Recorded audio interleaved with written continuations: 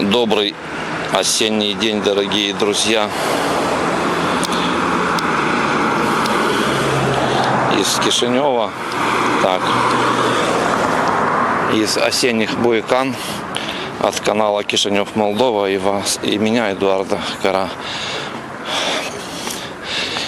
Я снимаю снова коммуну, но у меня сегодня к вам такая тема, вот меня посетила, которую можно было бы рассказать и на кухне, но так как на кухне очень скучно и вам надоест смотреть на мой облик, лучше вы будете смотреть на Буйканы.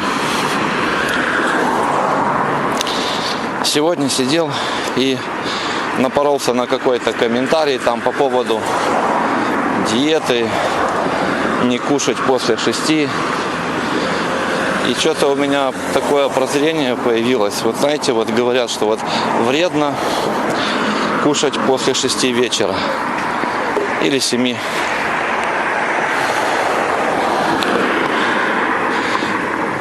И тут я вспомнил, а у нас же спиртное продают до 10.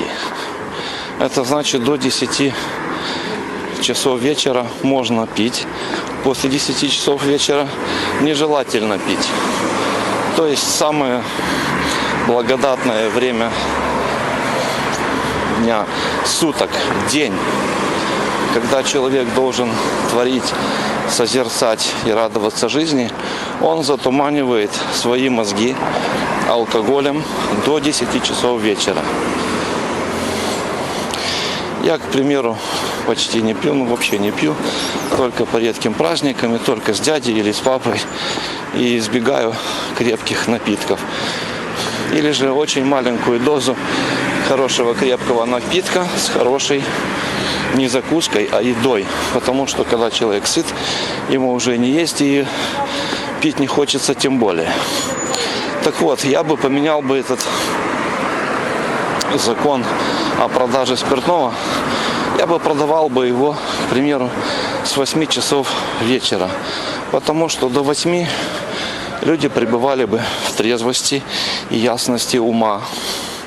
Делали бы хорошие дела. Не творили бы пакостей на пьяную голову. А уже вечером, после трудового дня, кто не работает, тоже, потому что у нас много безработных. И вот они вечерком пошли, купили себе там какие-то напитки, сели, поужинали перед телевизором в семье или с друзьями и спокойно полегали спать. А вот если днем люди выпьют, вот они пьют в барах, в кафе, у магазинов днем, на перекурах, во время обеденного перерыва, я это наблюдаю частенько, что люди пьют пиво, не брезгуют смазать пиво водочкой или наоборот, что потом приводит к пагубным последствиям. А так, представьте себе, целый день люди трезвые, и только вечерком перед подушкой они приняли на грудь и полегали спать и спокойно. Утром встали, в зависимости от объема выпитого, кому хорошо, кому там, допустим, чуть-чуть плохо, к примеру. Но норму надо знать. Вот такая вот у меня идея. И мне кажется, нам дурманит голову вот этими законами повсеместными против курения. Хотя сигареты как продавались, так и продают. Сигареты бы оставил, а вот спиртное, я бы на спиртное клеил наклейки, которые клеят на сигареты, потому что от спиртного больше вреда. Это может быть только 1% пользы, когда кто-то болен там простудой, там извар попить, там еще что-то там, не знаю, но это очень редкие случаи.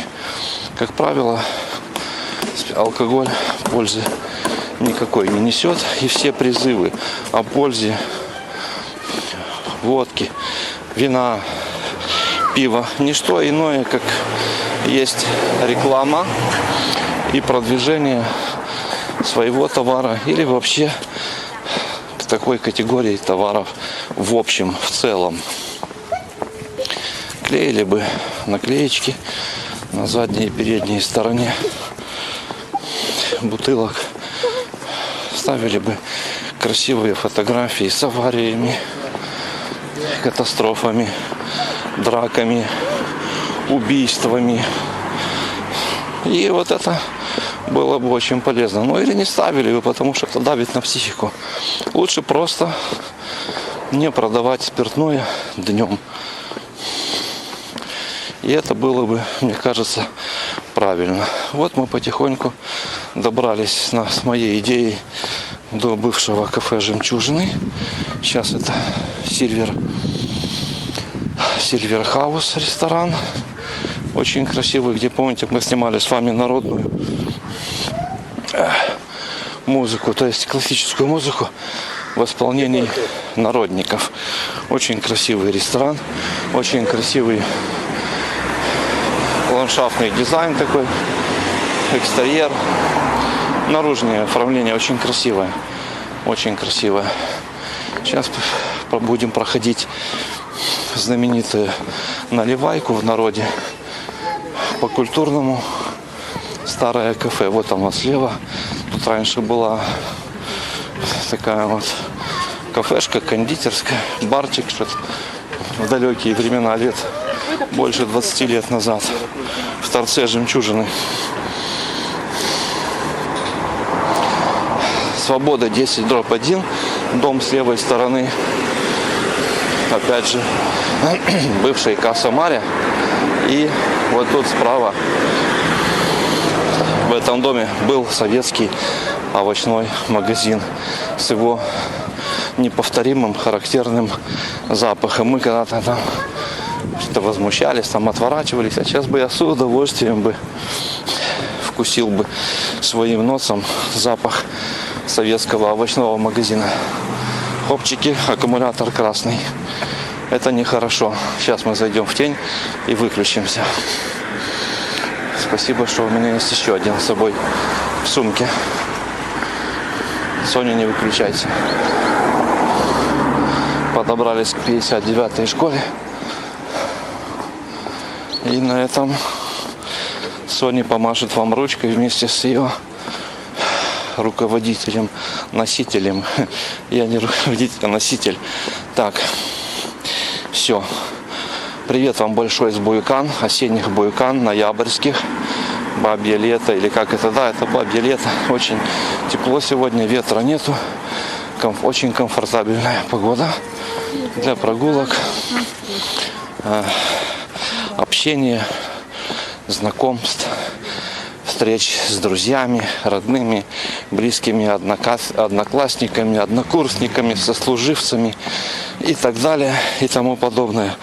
Один позитив. С позитивным приветом к вам с Буякан, Эдуард Кара и канал Кишинев, Молдова с Буякан с улицы Свободы. Привет!